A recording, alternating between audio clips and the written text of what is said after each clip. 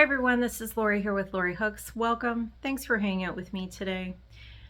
So today I have to talk about an old WIP as well as a new WIP, and I don't have any finished objects this week.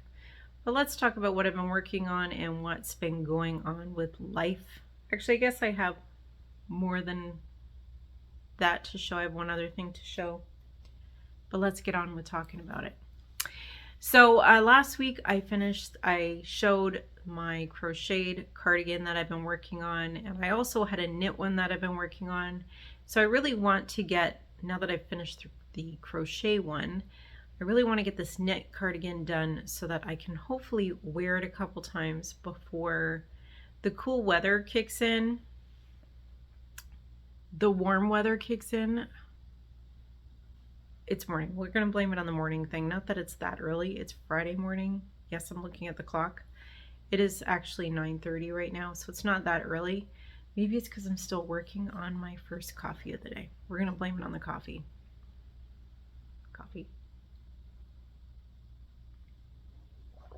I'm actually double fisting it. I have a coffee and I have my water in my Knitter's Got a Knit cup.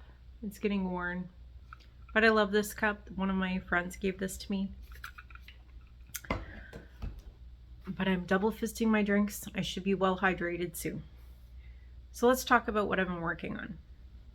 So first of all, the knit cardigan. It is getting well underway, guys. Well underway. I'm starting to see an end in sight. Let me get all the pieces here.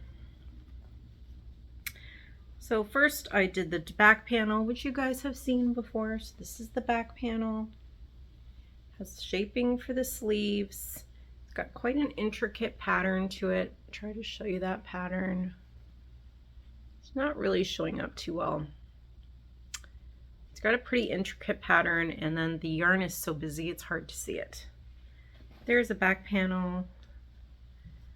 There is a front panel. Try to make sure I'm showing you the front side. Again, shaping for the sleeves, lots of decreasing. We have another front panel. There's the second one. And yesterday I finished the first sleeve. And again, lots of shaping. We did increasing and then decreasing at the top for the shoulder panel. I'm going to be interested to see when I sew this all together what it looks like, because I've made cardigans before and I've crocheted cardigans before. None of them have had shaping like this, so we're going to see how it all works out when I sew it together. Excuse me, when I'm done. But I'm getting really excited to see that finish line now that I just have one sleeve left to go. And I finished the first sleeve last night, and I did start that second sleeve. That's how far I got. And the yarn that I'm using for this is this Maxim Rags, which is a 4-weight acrylic. And I bought this as a kit, which included the pattern, and this is what the pattern looks like. It's called the Carefree Cardi by Maxim. I think it's a really pretty cardigan. It's in my typical colors that I wear, so very appropriate for me. I know those of you who don't wear a lot of black, gray, you probably want a gray, but I like the pattern. I like the cardi. I think it's gonna look really, I hope it's gonna look really nice when it's done. It's a lot of work. They're calling this an intermediate pattern, and I am not an intermediate knitter, so I've been working through it row by row, section by section, and just kind of taking my time and figuring it out as I go. I'm sure there's mistakes. I know of a few for sure.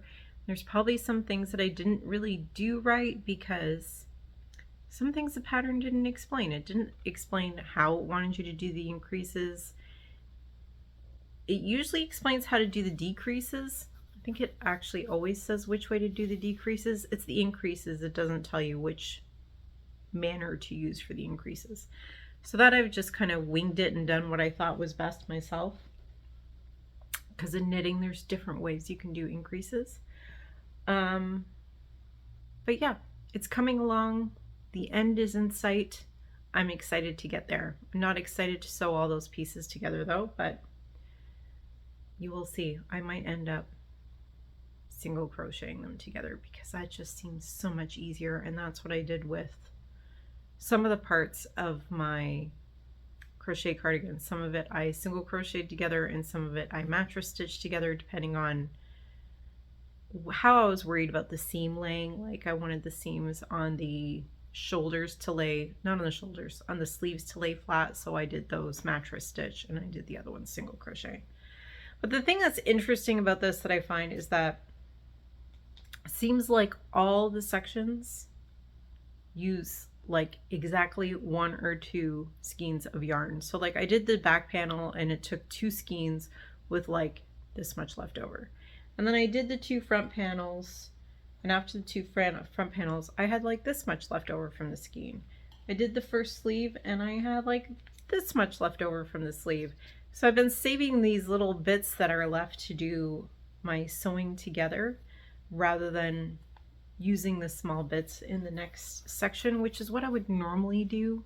Sew on all those ends, but I just don't want to. So I've been saving them to use to sew together. And I know that I have way too much yarn for this project because, as I said, I'm going on to the last sleeve now. I know that the other sleeve took exactly, not exactly a skein plus what's left there. And so I'm on my last piece and I still have 3 skeins left in my kit. So I had bought the large, extra large kit and I'm using, so they gave me 9, I think. 1, 2, 3, 4, 5. Maybe it was 8 skeins. Because I'm pretty sure I've only used 4 so far, I think. I don't know. My ball bands are around here somewhere, so I'll see when I'm done. But I still have 3 full skeins left, so I think I have I know I have way too much yarn, and I think I'm going to have 3 full ones left when I'm done. So we'll see what I actually have left, and then I'm going to have to find something to use those 3 skeins up with. 4. Yes. Okay, so that is my knit cardigan that I've been working on. And let's talk about my new project now. I'm going to show it to you guys what I have so far, but when you look at it, it's not going to be very exciting. So let's talk more about the pattern. So my daughter picked out a few things that she wanted me to make a few weeks ago, and one of them is Toothless. So if you're not familiar with Toothless, he is a dragon. He is in a movie called How to Train Your Dragon, and I'll insert a movie version of Toothless here. By the way, How to Tame Your Dragon is a really good movie. They have they have 3 parts, 1, 2, and 3. All 3 are really good. My daughter prefers the first 2. I think the second one is her favorite. The third one she doesn't like as much, and if you know my daughter and you've watched the movie, you would know why. But I'm not going to give that away here because it's an ending thing. So anyways, she loves Toothless. She has pictures of Toothless, like stickers on her computer and stuff like that. So she loves her Toothless. He's one of her favorites. So she found this pattern, and I'll insert a picture from the pattern of Toothless. The pattern calls him Black Dragon, and I will put a link for the pattern in the Etsy shop below. And so I purchased the pattern for her, I purchased the yarn for her, and I started working on it. So I'll show you what I have so far. Well, I'll show you part of what I have so far. So far I have a head, and he has a mouth. I did make in the pattern, the eyes are green. My daughter feels, in the pattern the eyes are yellow, and my daughter feels the eyes should be green like they were in the movie, so she had me use green instead. Excuse me, I did make the green portion of the eyes. In the pattern they have you paint those black for the black portion of the eye. So my daughter has taken the eyes to, well, she didn't take them to her room. I put them in her room because she has to do the painting because I don't paint. And hopefully the painting works out. If it doesn't, we will talk about that next time because I'll have to do an alternative crochet thing or use some felt or something like that. We'll see. But that is what I've been working on lately. Toothless's head, some eyes, knitting a sweater. I worked on something else. So when I need some color in my life, because I've had a lot of gray and black and white going on, I've been working on granny squares. So these are the granny squares that I made this week. I made 5. And these are made from the Red Heart all-in-one granny square yarn, which I do have here. I've now buried it underneath all the stuff that I showed you guys so far. This is the skein for it. And this is the color Soft White Frigid. So yeah, I've made 5 granny squares when I needed some color for a little while. Or I just didn't feel like working on these things. This dark gray yarn, we're working on in the evening, it makes my eyes tired, so I work on it for a while, and when I feel my eyes starting to get tired, I switch and I either knit or I work on the granny squares or whatever. And I didn't show you guys the yarn I'm using for this. So for the dark gray, I am using this, I don't know if I'm saying this right, Schuckenmeyer Katina, maybe? This is a 100% cotton 2-weight yarn. This is like a 50 gram, 125 meters on this little skein. So that's what I've been using for Toothless's body and for the eyes, because she wanted green, which this is what I usually use. They did not have a dark enough gray in this kind. I usually use Sheepy's Katona for these. But they, as I said, they didn't have a dark enough gray, so I bought this Schuckenmeyer, which again, I will shout out to the store that I purchased it from, and I will link them in the description box below. They are a sort of local yarn store. They're in WIP, Ontario, which is like an hour from me. And I've been to the store before, but I did not go to the store this time to get them. I called the store and asked her if this Katina was darker colored than the darkest Katona. I know the names are too close to the same, and she looked at the stock and said yes, it's darker, so that's why I ordered that one. And I think I showed that and talked about it when I got it a week or 2 ago. So that's what I've been working on lately. So in terms of other life stuff, today's Friday, but I usually talk about things from the past, not things from the future. So last weekend, my daughter and I went and got a new carpet for our living room. We,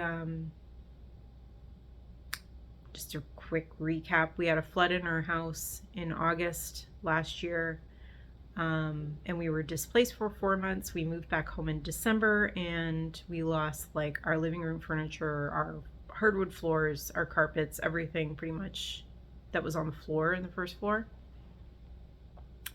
So we hadn't replaced our living room rug, and my dog has been begging for a rug in the way that dogs beg for rugs. If you leave, like, because we like blankets here, and if you get up from the couch and leave like a corner of the blanket on the floor, like the blanket's on the couch but a corner of it's hanging off on the floor, she goes and lays on that little corner of the blanket on the floor. That kind of thing. She does lay in her bed. She has a bed in this room too, which I'm in my living room right now. She does have a bed in here, and sometimes she lays in her bed, but she clearly was missing her carpet. So we went and got her a new, well, it's her carpet. We all use the carpet though. So we got a new throw rug for the living room on Saturday. My daughter and I went to the store and got it and brought it home. Had to steal my husband's truck to go get it. So then brought it home, unrolled it, put it out, and of course, you know, the side where the roll is, it wants to roll up, so I had put some things on it to weigh it down to try to keep it unrolled. Felt like it was a little bit of a jinx. This is going to tell you where we're going with this. My daughter's like, oh, you should water it a bit because I hear that's going to help it flatten out. So this is like Saturday afternoon. So Saturday evening comes along. The two of us are watching TV. My husband was downstairs watching hockey. But the two of us are sitting in the living room watching TV, my daughter and I. She goes out to the kitchen to get a snack. Comes back with a bag of nacho chips and cheese sauce to dip her nacho chips on. And I'm in my recliner where I'm sitting now.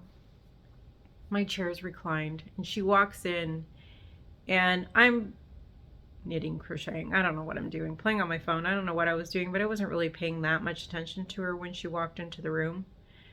And I hear the bowl fall, and she just stands there and looks at me for a second. And from where I am with my feet up in the recliner, I can't see. So I'm like, what'd you do? I dropped my cheese sauce. I put the chair down and I look, and there is cheese sauce covering the carpet. There's like a whole splay of it going this way, a whole splay of it going the other way. I'm like, oh my God, an entire bowl of cheese sauce. So then we spent the next hour cleaning cheese sauce out of a brand new throw rug.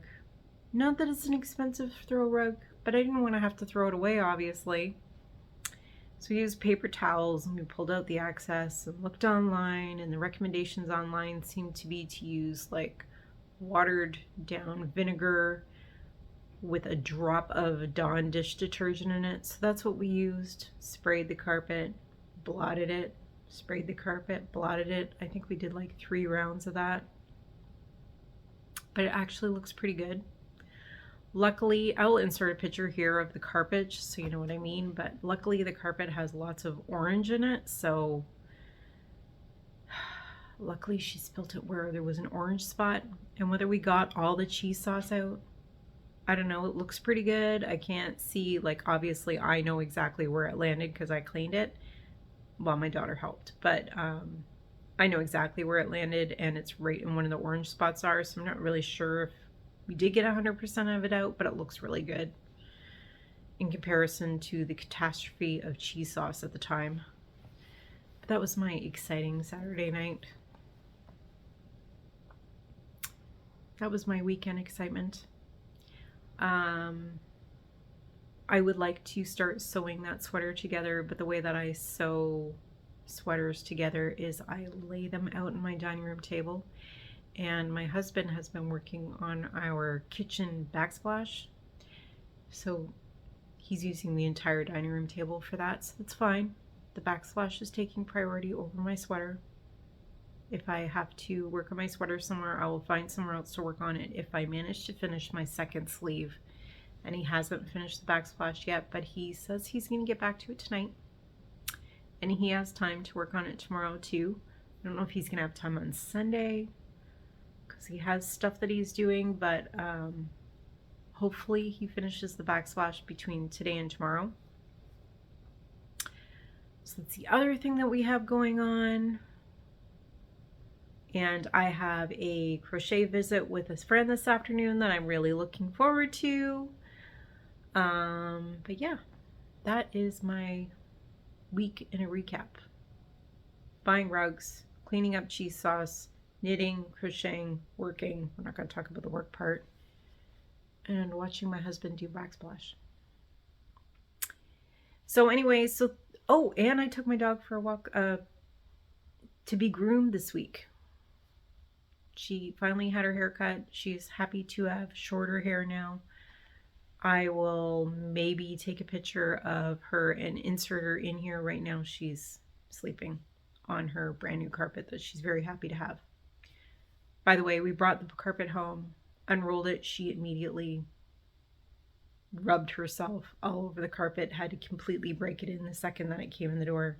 She clearly missed having a carpet. She just rubbed her whole face, her whole neck, her whole back all over the carpet. as soon as he came in. Who knew a carpet was so exciting? So anyways, I am now rambling. I'm going to take off, but thanks for hanging out with me today. Thanks for subscribing to my channel. Thanks for liking my videos, and I'll see you next time on Lori Hooks. Bye, everyone.